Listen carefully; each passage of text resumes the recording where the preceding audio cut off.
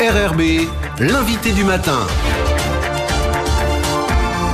Bonjour Jean-François Bodin. Bonjour Nicolas. On s'intéresse ce matin avec votre invité à la situation du Medipôle en cette période de crise sanitaire. Oui, notre invité qui est le docteur Mathieu Serry, qui est médecin réanimateur au CHT, vice-président du conseil médical établissement. Bonjour. Bonjour, merci de l'invitation. Merci d'être avec nous ce matin. Docteur Serry, on va commencer, si vous le voulez bien, par faire un petit point sanitaire et de situation, puisqu'il y a plusieurs cas qui sont déclarés aujourd'hui en Calédonie. Il y a combien de cas et combien de personnes hospitalisées aujourd'hui au Medipôle ? Alors actuellement, il y a 16 patients qui ont été testés Covid+, qui sont dans l'unité Covid au Medipôle, tout à fait isolés, avec un personnel formé qui s'en occupe.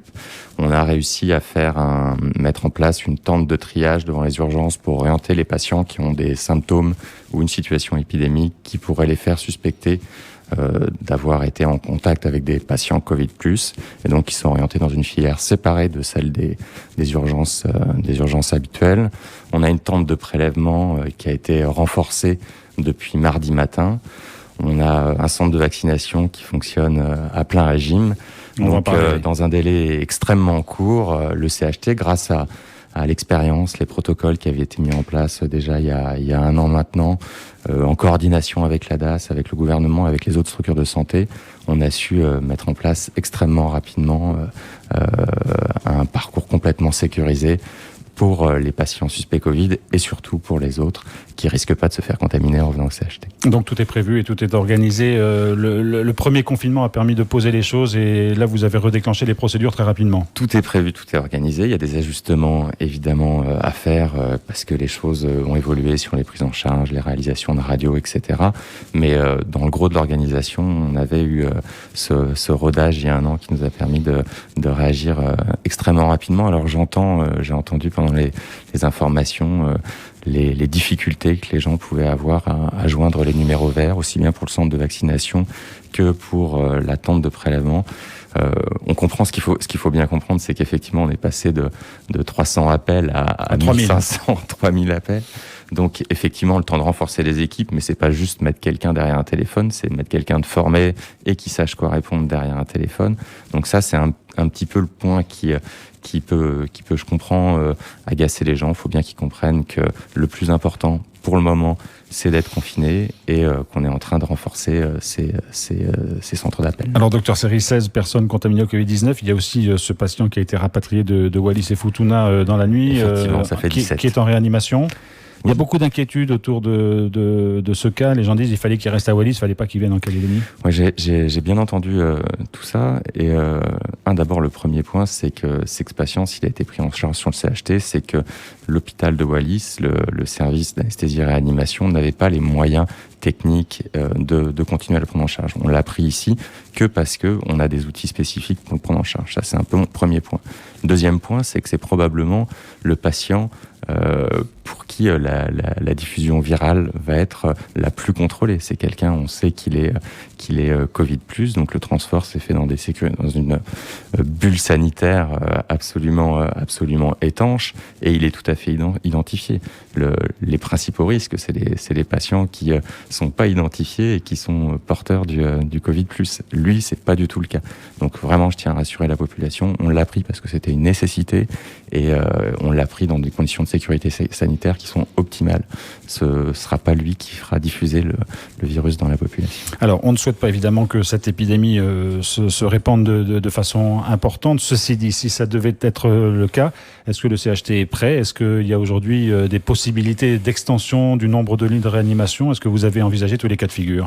Alors oui, d'abord je vais rappeler que les mesures prises par le gouvernement ont été extrêmement réactives et très très fortes. Ce confinement décidé dimanche dès la connaissance de ces cas, c'est une mesure essentielle. On a vu qu'en Nouvelle-Zélande, c'est des mesures qui permettaient de contrôler l'infection extrêmement rapidement. Donc ça, c'est déjà un point très positif. Le deuxième, c'est que la population doit respecter ce confinement, ce qui permettra vraiment de contrôler la propagation du virus. Et si jamais effectivement le virus malgré tout ça se propage dans la population, oui, le CHT est prêt, on a des capacités de réanimation qui peuvent augmenter, c'est pareil, ça fait partie des choses auxquelles on avait pensé il y a un an maintenant. Donc oui, on a tout un plan pour, en fonction du nombre de patients qui arrivent, pour être capable d'augmenter ces capacités de réanimation, sachant que les prises en charge de ces patients graves atteints du Covid ont changé avec maintenant tous les patients ne sont pas forcément sous ventilateur artificiel, donc ce qui veut dire que nos capacités sont encore plus larges.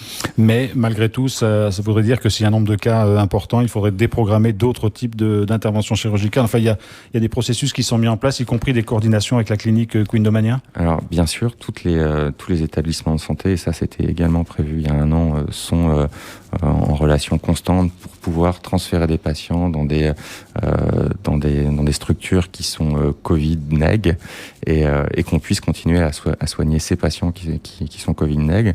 La programmation, là, cette semaine, a été forcément diminuée, mais on n'a pas voulu complètement arrêter la programmation parce qu'on pense que c'est bien d'assurer la continuité des soins. On pense que c'est pas plus que bien, on pense que c'est nécessaire d'assurer la continuité des soins. Donc on le fait dans des conditions extrêmement sécuritaires avec des filières qui sont complètement séparées entre la filière suspect Covid et la filière non suspect Covid. Donc on peut continuer à venir à l'hôpital. On traitera les patients les plus urgents, ceux qui ont besoin d'avoir cette continuité de soins. Donc tout est sous contrôle, hein, d'une certaine façon. C'est le message que vous faites passer ce matin, au niveau de l'organisation en tout cas. On essaye de contrôler les choses au maximum.